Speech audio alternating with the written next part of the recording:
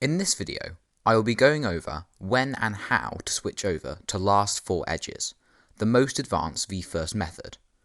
Many people do not know when to switch and can find learning the algorithms hard, so I will be talking about everything you need to know.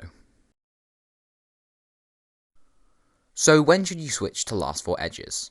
In short, when you are sub 6. Now there is a general consensus and many videos saying you can get sub 5 with layer by layer.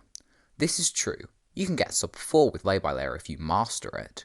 However, you should switch to last 4 edges before that.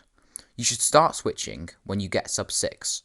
I would also say when you are sub 7, you can if you feel ready. By trying to stick with layer by layer for as long as possible, you are putting yourself at a disadvantage to the people who switch earlier and get good at last 4 edges earlier.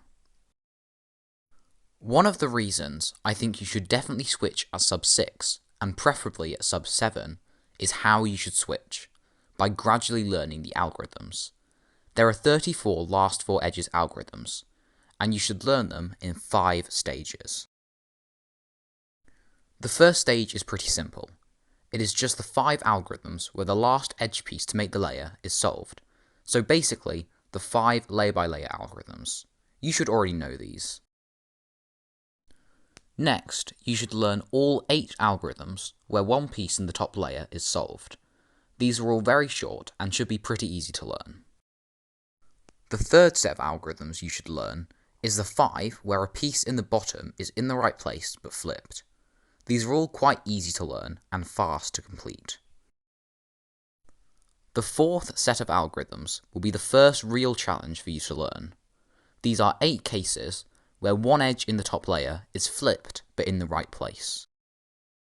The last set of algorithms are 8 cases where nothing is in the right place. You should learn each stage and then practice a good amount before moving on to the next one.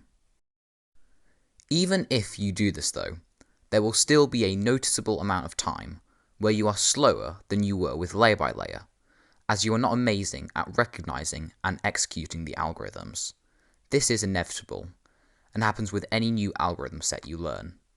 This time will be greatly reduced though, if you learn the algorithms gradually, and get relatively good at the ones you know before moving on to the next stage.